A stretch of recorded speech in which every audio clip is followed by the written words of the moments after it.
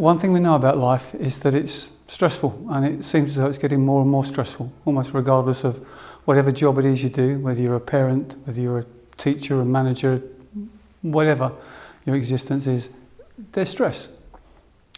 And when you talk to people about it, there can often be a sense that stress in itself is bad. Stress is something completely to be avoided. There is no such thing as stress that's helpful or useful. And I think if we look at it a bit more closely, we can see that things are maybe a little bit more nuanced than that.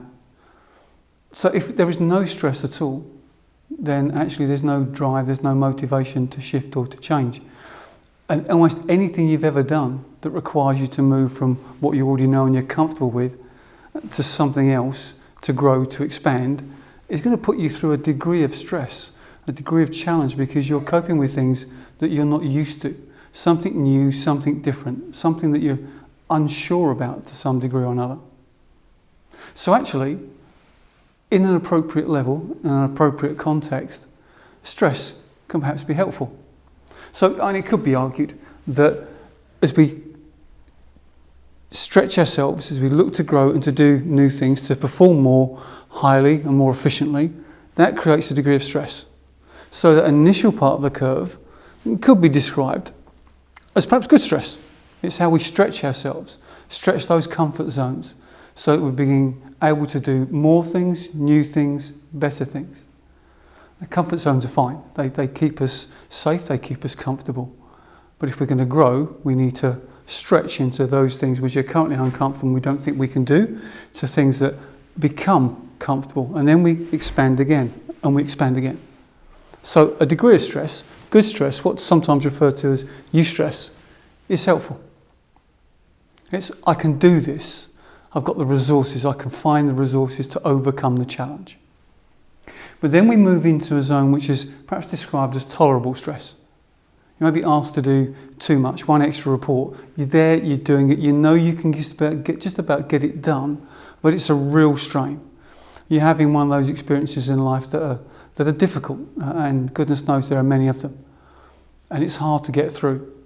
But you can, with help, with support, and it may be that you need to call upon, in some context, friends, family to help you through. It might be work colleagues.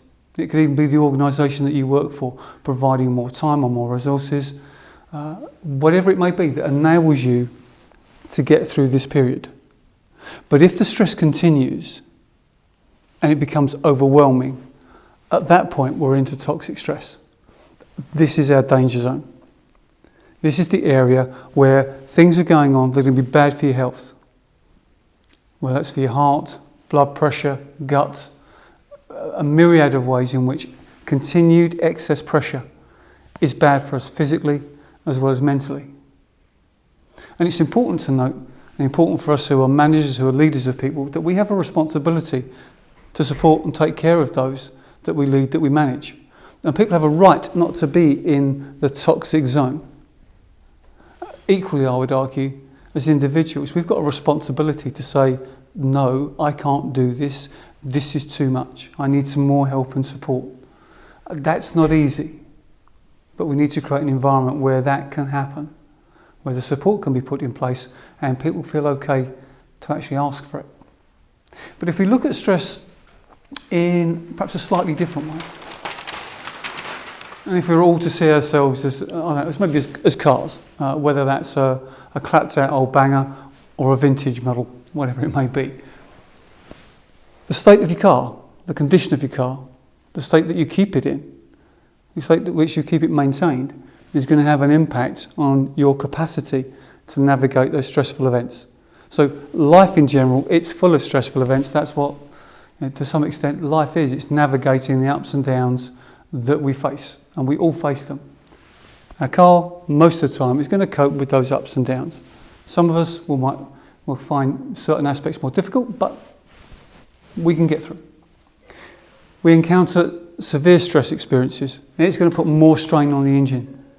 But as long as the event isn't too severe or too long, too prolonged, again, we can manage.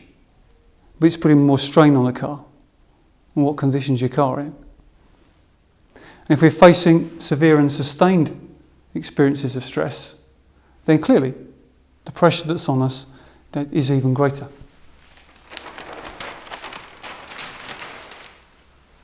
But what about facing those experiences of extreme stress?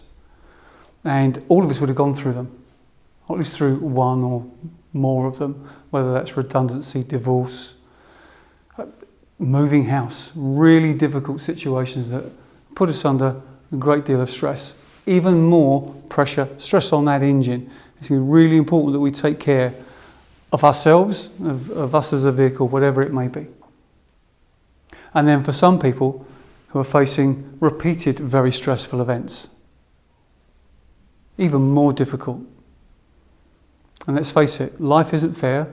Some of us get away with relatively low stressful events, or very few major events, and others, sadly, face repeated event after event. And that's placing more and more strain on the car, more and more strain on you, whether that's psychologically, physically. So what do you do to take care of yourself, to take care of your car, as it were? So what are you doing in terms of exercise, diet, sleep? What are you doing about giving yourself the space that you maybe need to recover? I know that's easier said than done. If you're busy, you've got a family, but what do you do that takes care of you? Who do you call on? Do you make use of those friends who are genuine friends? Do you make use of family and talk to them about what it is you're going through? Do you maybe make use of those outside organisations that are there to help and support? There are things that you can do to maintain that vehicle, to maintain yourself, so that perhaps you're better able to take yourself through these experiences in a way that's more manageable, perhaps. So, if you've got a car, it may be that you join the AA or the RAC, Green Flag, or I'm sure there's plenty of other providers you could choose. But who are you going to? For yourself. Whose support are you looking for? Whose support are you lining up? And in turn, with those around you who are going through those stressful experiences, what help and support are you offering? What help and support could you get them to engage with? And one more important thing to bear in mind is to remember that the kind of experiences we're talking about, some of them are very, very real, major stressful events. And they can't be reduced or diminished and suggest in some way that they're not important, because they are. You go through the death of a loved one. You go through a divorce. You go through a bereavement of some sort, or whatever it may be. That's a big deal. And yet many of the things that we find stressful, perhaps we have a perspective which isn't necessarily useful, and it might be helpful to remember, or at least to consider, that one woman's mountain is just perhaps another woman's molehill. Are there ways in which you could look at some of your experiences or some of those things that you find stressful in a way that's different, in a way that's more supportive of you, in a way that makes them more manageable? And my guess is that in certain situations, in certain circumstances, that is possible. So maybe take a few minutes, a few hours, a few days, and consider, what is it you're doing to maintain yourself so you can get through these stressful events?